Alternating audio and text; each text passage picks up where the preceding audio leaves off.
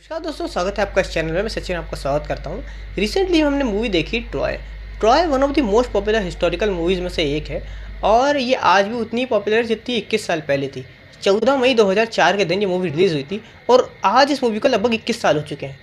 आज भी ये उतनी ही पॉपुलर है, इतनी ही फेमस है और उतनी ही अच्छी है जितनी ये उस समय थी। आप इस मूवी में बहुत सारी कमियाँ, बहुत सारी खामियाँ निकाल सकते हैं, लेकिन ये आपको मानना पड़ेगा कि ये मूवी अपने टाइम से बहुत आगे की मूवी थी। इसके एक्शन सीक्वेंसेस जो थे या इसकी जो स्टोरी थी वो बहुत ज़्यादा अच्छी थी। अब बात करते हैं कि ये मूवी है क्या। ट्रॉय जो है ये एलियड नाम की एक बुक के ऊपर लिखी गई थी जो कि होमर ने लिखी थी 8th सेंचुरी BC में। कि जब होमर ने इस बुक को लिखा था तो उसने बहुत सारी चीज़ें उसने ऐड करी, जैसे भगवानों के बारे में, ग्रीक गॉड्स के बारे में, उनकी स्टोरीज़ के बारे में बहुत सारी चीज़ें उसने ऐड करी थी। लेकिन जो डायरेक्टर है उसने बेसिक सी स्टोरी रखी थी जो मेनली ट्रॉय और ग्रीक के बीच में थी। देखिए, मूवी की जो कहानी है वो इस बारे में है कि जो स्पार्टा का राजा है उसकी वाइफ जो है उसे जो ट्रॉय का राजकुमार है वो पसंद आ जाता है और वो दोनों एक साथ चले जाते हैं। अब होता क्या है ना कि जो स्पार्टा का राजा है वो ये डिसाइड करता है कि यार ये मेरी सेल्फ रिस्पेक्ट की बात है, मेरी वाइफ लेके चला गया वो।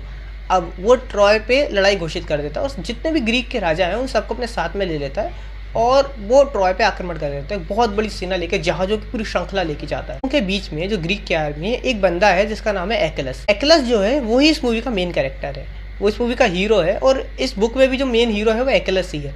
एक्लस के बारे में कहा जाता था कि वो एक इमॉर्टल बंदा है, उसे कोई मार नहीं सकता। अब होता क्या है ना कि उसकी स्टोरी जिस तरह की है, उसका जो कैरेक्टर है वो हमें शुरू में तो अजीब लगता है। धीरे जैसे उसका कैरेक्टर प्रोग्रेस होता है हमें समझ में आता है कि वो कैरेक्टर वैसा क्यों है। अभी के बिल्कुल स्टार्ट में एक मोनोलॉग आता है जहाँ पर जो बोलने वाला बंदा है वो ये बोलता है कि बहुत सी लड़ाइयाँ होती हैं, बहुत से इतिहासकार लिखे जाते हैं, लेकिन ऐसा कुछ है क्या? हमें लोग याद रखेंगे हमारे मरने के बाद? क्या हमारी ज़िंदगी को वो लिखा जाएगा? तो वो अपनी स्टोरी जो बेसिक मूवी की प्रमाइस है वो वहाँ पे ऑथर समझाता है। कुत्ता जाता रहता है बहुत सारी लाशों के आसपास और फिर वहाँ पे एक लड़ाई का सीक्वेंस दिखाते हैं। वहाँ पर होता कुछ नहीं है, वहाँ पर एक्लस को बुलाते हैं और एक जो थीलीस का बंदा रहता है वो जाके आपस में लड़ते हैं और एक्लस उसको मार देता है। वहाँ पर हमें जो एक्लीस का कैरेक्टर है ना वो समझ में आता है।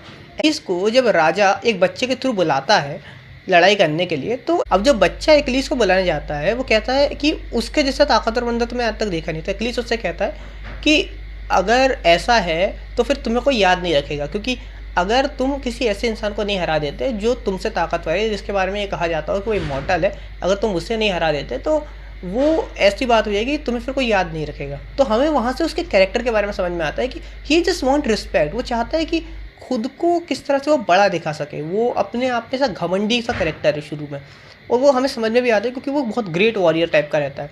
उसका जो कैरेक्टर है ना वो धीरे धीरे चेंज होता है। हमें जो मेनली चेंज आते हैं वो दो कैरेक्टर्स की वजह से आते हैं। एक तो उसका जो कचेचरा भाई रहता है जिससे वो सगे भाई की तरह प्यार करता है, उसको लड़ना सिखाता है, जब हेक्टर उसको मार देता है।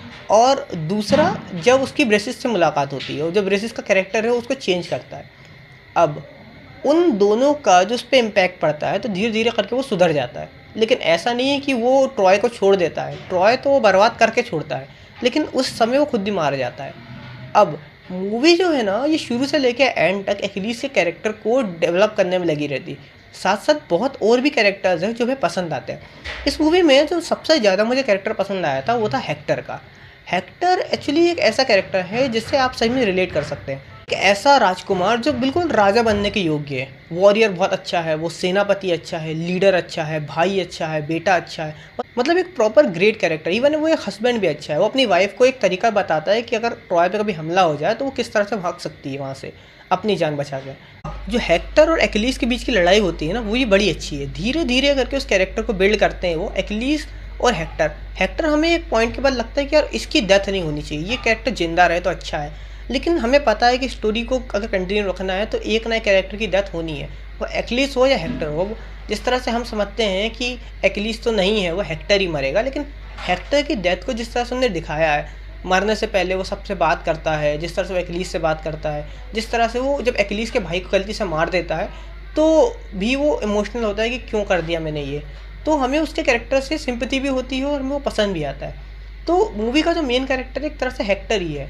अब हेक्टर के कैरेक्टर के बारे में बात करें तो वो बहुत ज़्यादा ग्रेट कैरेक्टर है, हमें वो शुरू से पसंद आता है। जैसे वो अपने भाई को बचाता है, जिस तरह से वो अपने राज्य को बचाने के लिए कोशिश करता है, जिस तरह से वो प्लानिंग करता है लड़ाई की, बहुत गजब था वो। और उसके बाद बात करते हैं एगमेनॉन की। एगमेनॉन जो है वो एक राजा भी है और एक तरह से वो मूवी का मेन विलन भी है। वो एक्लीस से एक तरह से वो एक्लीस को कोई बहुत ज़्यादा पसंद नहीं करता। वो तो बस ये चाहता है कि एक्लीस उसकी मदद करे ट्रॉय को जीतने के लिए, और ट्रॉय को हराने का उनके पास और कोई ऑप्शन नहीं रहता एक्लीस के अलावा, क्योंकि अगर एक्लीस उनकी मदद नहीं करता तो वो ट्रॉय को कभी नहीं हरा पाते। उसका कैरेक्टर कैसा है जिसे आप शुरू से लेके एंड तक नफरत कर सकते हैं। जिस तरह से उसके कैरेक्टर को दिखाया शुरू से लेके एंड तक, हमें उसके कैरेक्टर में अच्छी चीज़ तो कोई दिखती नहीं है। एंड में एक्लस जो करता है इसके साथ वो तो बहुत ही गजब रहता है। हमें उम्मीद तो रहती है कि ऐसा कुछ होगा, लेकिन फिर भी वो होता है तो हमें अच्छा ही लगता है। अब मूवी के जो एक्शन सीक्वेंसेस हैं हम उनके बारे में बात कर लेते हैं। एक्शन सीक्वेंसेस जो है ना, ये मूवी की जान है। मतलब वही एक चीज़ है जिसकी वजह से इस मूवी को आप 3 घंटे और 20 मिनट देख सकते हैं। शुरू से लेकर एंड तक ना जो एक्शन सीक्वेंसेस आते हैं, स्टार्ट में 1-on-1 सीक्वेंस होता है एक्लस और एक वो बंदे का, ठीक है। उसके बाद एक और लड़ाई होती है। उसके बाद ट्रॉय में जो 3 लड़ाइयाँ होती हैं, ट्रॉय की तीनों लड़ाइयाँ मतलब गजब है, वो आपको बांध के रखती हैं। सबसे गजब तो वॉर सीक्वेंस ही है इस मूवी के।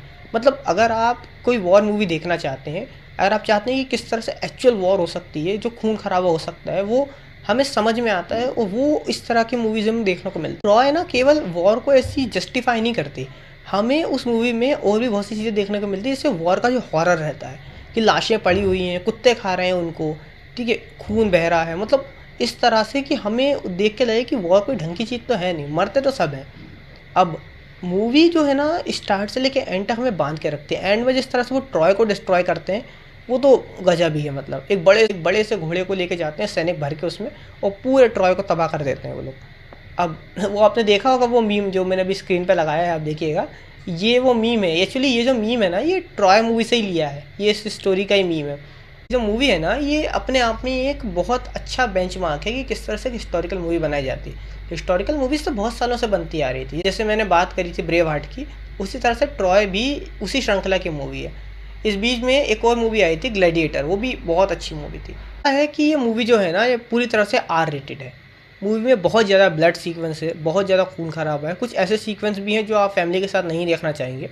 तो मैं तो सलाह दूँगा कि फैमिली के साथ ना देखें, लेकिन हाँ, ये वो सिनेमा है जो हम सेलिब्रेट कर सकते हैं। आप शुरू से लेकर एंड तक इस मूवी से बने रहते हैं और आप बोर नहीं होते इस मूवी से। तो आप अगर इस मूवी को देखना चाहें तो आप देख सकते हैं, ये आपको निराश तो नहीं करेगी। तो अगर आपको ये वीडियो पसंद आया तो वीडियो को लाइक कीजिएगा, शेयर कीजिए, सब्सक्राइब कीजिए इस चैनल को, और अपने थॉट्स बताइए कि आपको ये वीडियो कैसा लगा। तब तक आपसे मिलते हैं अगले किसी वीडियो में, तब तक के लिए राधे राधे।